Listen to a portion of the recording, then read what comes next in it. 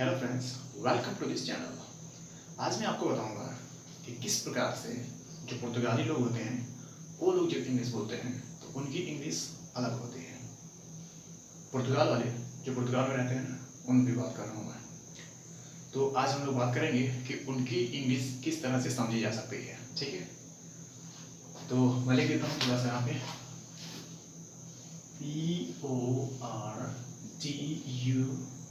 PORTUGALENGLISH,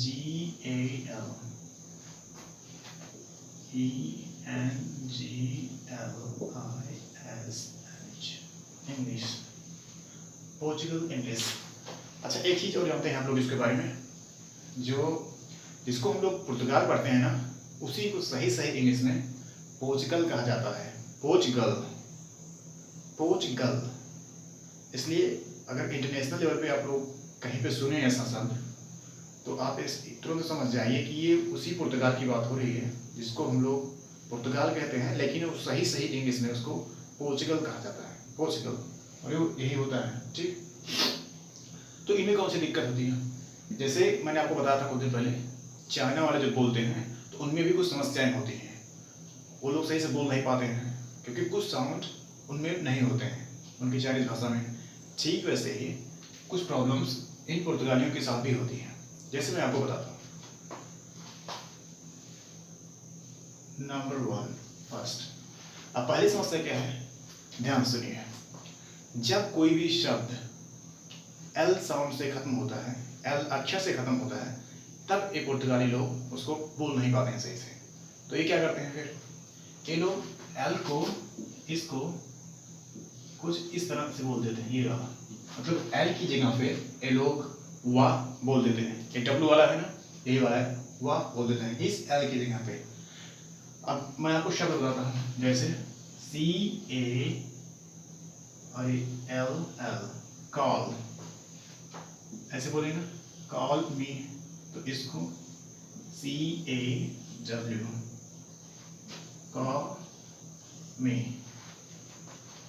देख रहे हैं ना, जैसे यहाँ पे लिखा है कॉल मी, अगर यही चीज ये पुर्तगाली लोग बोलेंगे ये वाले, तो पता है क्या बोलेंगे, ये CAWME, कॉल मी। ये वाला जो है ये कॉल मी, अगर आप कहेंगे कि ये वाला पढ़ के दिखाइए तो वो लोग बोलेंगे, क्योंकि देखिए लास्ट में इसके एल आ ही रहा ये वाला और मी है यहाँ पे, तो इसी एल को ये लोग एल को वा में बदल देते हैं। तो इसी एल की जगह पे यहाँ पे डब्ल्यू बोल देंगे ये वाला। तो कॉल जहाँ पे बोलना हुआ इनको, उसकी जगह पे ये लोग कॉ बोल देते हैं। इसीलिए अगर आप कभी भी इनसे बात करेंगे ना, इनसे पुर्तगालियों से, तो इस तरह की गलतियाँ इनमें दिखती हैं। अब चाहे गलतियाँ कह लीजिए चाहे कुछ और कह लीजिए, अब वो बोल ही नहीं पाते क्योंकि इस तरह का उनमें उनकी भाषा में इस तरह से कोई एल साउंड नहीं दिया जाता है लास्ट में, इसीलिए उनको दिक्कत हो जाती है। ठीक, लेकिन हाँ, वो बोल पाए ना बोल पाए अलग की बात है, लेकिन अगर आपको इसकी इंफॉर्मेशन, मतलब इसके बारे में आप जानते हैं पहले से ही, तो आप उनसे कभी भी मिलिए ना, तो इस प्रकार की चीज़ अगर दिखे आपको उनसे बातचीत करते समय इंग्लिश में, तो आप तुरंत समझ जाइएगा कि इसकी जगह पे वो लोग, मतलब एल की जगह पे वो लोग वाह बोलते हैं। इस तरह से अगर आप उनको कुछ और बोलने के लिए कह दीजिए BOWL, तो वो लोग इसको BOW, बस वाह खत्म। और यहाँ पे बोलेंगे क्या, बस इसको L यहाँ पे W दिया ही है पहले से, तो आगे वैसे भी बोलने की कोई जरूरत नहीं उनको, क्योंकि बोलेंगे तो फिर वही बोल देंगे। तो इस तरह से बाउल की जगह पे बो हो जाएगा। मतलब ये अगर उनको कटोरा बोलना है, कटोरी बोलना है, तो उसकी जगह पे वो लोग धनुष ज्यादा बोलेंगे, है। अगर आप उनसे एक कटोरी भर के कुछ मांगेंगे कि एक कटोरी भर के ये दे दो, तो वही एक आप धनुष, मतलब वो लोग जब बोलेंगे भाई, तो लगेगा एक धनुष भर के कुछ मांग रहा है ये। ठीक है, क्योंकि एल की जगह पे वो लोग वाह का साउंड बोलते हैं, ये वाला एल की जगह पे ये बोल देते हैं। ठीक है, तो ये रही पहली गलती। गलती नहीं कहा जा सकता है, लेकिन गलती एक तरह से देखा जाए तो गलती ही है, नहीं तो आप जो समझिए, क्योंकि वो बचपन से ही नहीं बोल पाते हैं, उनकी भाषा में नहीं होता है। दूसरी है ये वाली समस्या, देख रहे हैं ना, ये दूसरे नंबर की है।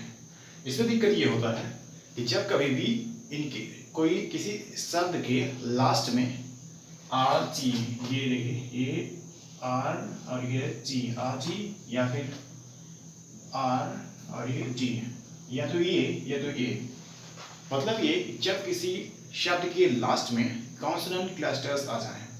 मैंने आपको कॉन्सोनेंट क्लस्टर्स के बारे में चाइनीज वाले वीडियो में पहले बताया था, वो लोग यहाँ गलती करते हैं, ठीक है, वाला सिस्टम यहाँ पे भी लगभग काफ़ी हद तक वैसे ही है। तो कॉन्सोनेंट क्लस्टर का मतलब जब दो व्यंजन लेटर एक साथ दिए जाते हैं तो उसे कॉन्सोनेंट क्लस्टर कहा जाता है। अब अगर ध्यान से देखिए, ये भी व्यंजन है, ये भी व्यंजन है, मतलब कॉन्सोनेंट ये भी है, कॉन्सोनेंट ये भी कॉन्सोनेंट, ये भी कॉन्सोनेंट। ठीक, इस स्थिति में क्या करते हैं लोग, या तो एक ही बोल देंगे, मतलब ये आर ही बोल के छोड़ देंगे, चाइनीज की तरह। जैसे चाइनीज लोग होते हैं उनमें भी क्लस्टर्स नहीं होते हैं इस तरह से, तो वो लोग भी एक ही बोलते हैं जो पहले मिलता है, यहाँ तक बोलेंगे ये छोड़ देंगे, ये बोलेंगे फिर ये छोड़ देंगे। वैसे ही ये लोग भी हैं, अगर इस तरह की चीजें दी जाती है ना तो उसमें भी एक ही चीज बोलते हैं, या फिर बोल देंगे तो उसमें एक्स्ट्रा वावल साउंड लगा के बोलेंगे, एक्स्ट्रा स्वर साउंड लगा के बोलेंगे। जैसे कोई आदमी है, उसका नाम है, यहाँ पे लिख देता हूँ, ROBERT, रॉबर्ट, या फिर एक और लिख देते हैं RICHARD, रिचर्ड, एक लिख देते हैं CORRECT, करेक्ट। अब आप देख रहे हैं ना, ये तीन शब्द यहाँ पे दिए गए, एक नाम है, ये भी एक नाम है, और एक करेक्ट तो आप सब लोग जानते हैं, करेक्ट इनकरेक्ट सेम वही वाला सिस्टम। अब रॉबर्ट सही अंग्रेज का नाम दिया है, ये वाला रॉबर्ट, ठीक है, और ये रिचर्ड, ये भी अंग्रेजों का नाम होता है, और ये करेक्ट तो आप लोग जानते हैं, सब जानते हैं। अगर पुर्तगाल वालों को कहा जाए कि आप ये बोल के दिखाइए ये रॉबर्ट, तो पता वो लोग क्या बोलेंगे फिर, या तो वो लोग यहीं तक बोलेंगे, मतलब ये वैसे ही इतना, इसको नहीं बोलेंगे, या तो फिर जो मैंने आपको बताया कि जब तक कहीं पे मतलब किसी शब्द के लास्ट में कॉन्सोनेंट क्लस्टर्स, मतलब ये वाले दो व्यंजन एक साथ आ जाते हैं ना, तब उनमें ये लोग एक एक्स्ट्रा स्वर साउंड लगा देते हैं। तो या तो ये लोग इसको रॉबर्ट पढ़ेंगे, रॉबर्ट, या तो फिर इसमें एक एक्स्ट्रा ओ लगा देंगे। ये अभी क्या बन जाएगा, रॉबर्टो, रॉबर्टो, मतलब ये जिस आदमी का नाम रॉबर्ट था अब उसका नाम रॉबर्टो हो चुका है, ये वाला इस तरह से, ठीक है। और मान लीजिए अगर ये ना बोले, टी ना बोले, केवल यहीं तक बोले, तो रॉबर्ट बोल जाएगा, रॉबर्ट हो जाएगा। और रॉबर्ट मतलब जानते हैं, लुटेरा। अब सोचिए किसी का नाम रॉबर्ट है और उसको कोई रॉबर्ट रॉबर्ट कह के बुलाए, लुटेरा लुटेरा कह के बुलाए, तो कितना बुरा लगेगा, है ना। तो या तो फिर ये इसको रॉबर्ट बोलेंगे, या तो रॉबर्टो, ये एक्स्ट्रा ओ लगा देते हैं खुद की तरफ से।